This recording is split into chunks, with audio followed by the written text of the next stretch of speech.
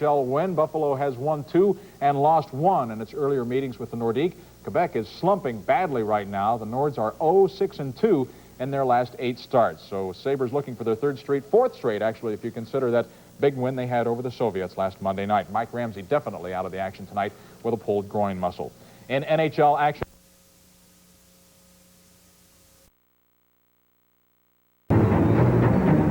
the third period explosion lasted 56 seconds. When it was over, the Sabres had scored 3 times to jump ahead of the Chicago Blackhawks 5-3.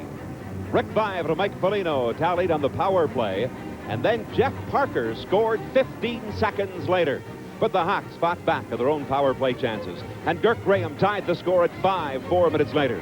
The game's first star, 19-year-old Pierre Turgeon, capped a 4-point night by setting up Ray Shepard for the winner midway through the final period. And tonight, it's an Adams Division battle in French Canada as the Sabres beat the Quebec Nordiques. Next on WNYB TV 49.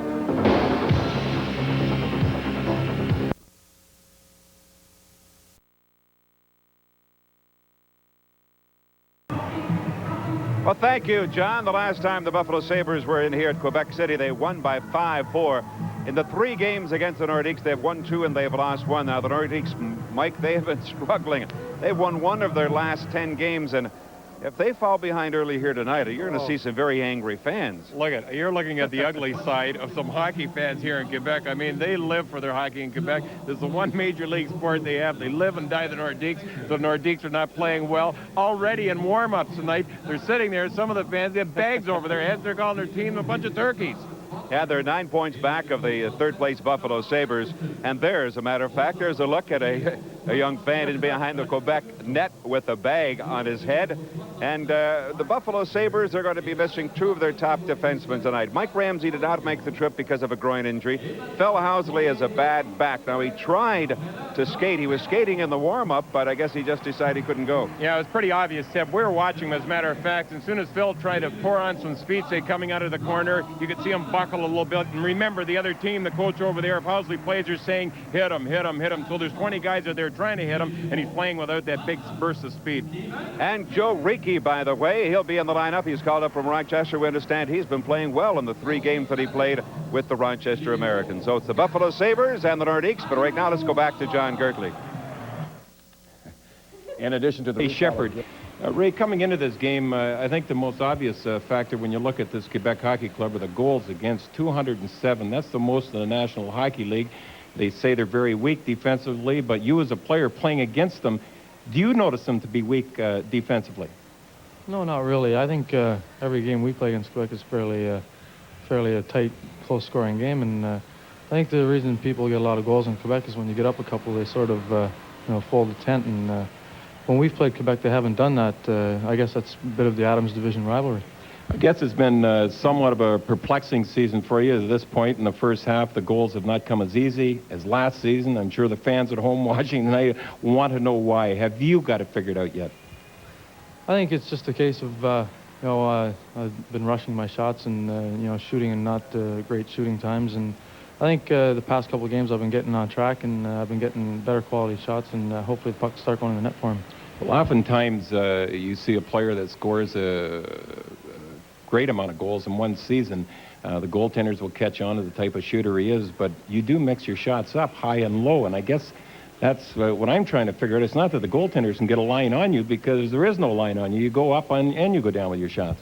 Yeah, I'm trying to throw different little curves at the goaltender, and get a high shot one shot and a low shot, and hopefully fool them. But the goaltenders they've been making good saves on me so far, and hopefully I can put a good string together where I can start scoring some goals and help this hockey club get in second place. Ray, if you will, could you give us an assessment of the play of the team to this point in this season, a little past the halfway point? Well, I think the first half, the first 40 games, we were pretty disappointed. After the strong season we had last year, we expected to build on that, and unfortunately we didn't do that. But we got a new thing going in the second half, and we got a couple games we won in a row, and hopefully if we can play the same tight defensive hockey and wait for our breaks and capitalize, I think we're going to make a good run for second place. So there's good reason to think that the fans can expect a better second half. Oh, definitely. You know, we want to show Buffalo that Buffalo Sabres are winners too, and you know, for us to go out and you know, game in and game out, we gotta, you know. Instead, for Quebec, he made that goal look pretty easy. This might be the nicest pass of the game so far, right onto the stick of Pierre Turgeon. In he goes. Good anticipation by Turgeon. I mean, he has to pass the puck here. He has his man Mike Foligno wide open in the far side. He could have spit it in at that point. And there's leaping Mike Foligno pounding it home. 1-0 Buffalo in the lead, but this is great anticipation. Now he can take the shot, pass the puck. He goes with the pass. Nobody there to pick Foligno up. He had plenty of time to dip it into the net. Now here we go. Hartman's tied up at Steinberg. Steinberg's got the right three. Now Hartman's coming back with some of his own. Steinberg's trying to get him down low behind the pants and pull him down, and he had that trick reversed very quickly by Hartman. Here's a kid who just has a gut full of gravel. And it was Hartman and Steinberg that went off for roughing in the first period. And